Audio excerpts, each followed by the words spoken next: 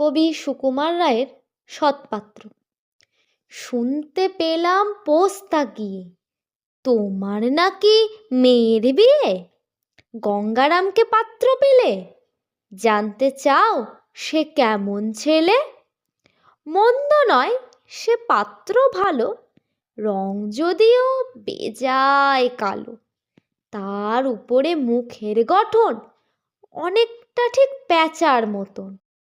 বিদ্যে বুদ্ধি বলছি মশাই, ধন্যি ছেলের অধ্যবসায়। 19টি বার ম্যাট্রিকে সে ঘায়েল হয়ে থামল শেষে।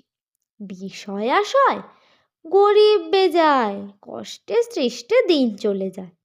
মানুষ তো নয় ভাইগুলো তার, একটা পাগল একটা গোয়ার। আরেকটি সে তৈরি ছেলে, জাল করে নোট গেছেন জেলে। কনিষ্ঠটি তবলা বাজায়, যাত্রা দলে 5 টাকা পায়।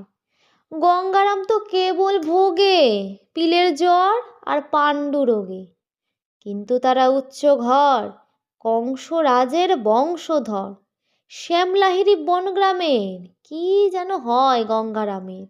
যা হোক, এবার পাত্র পেলে, এমন কি আর মন্দ ছেলে।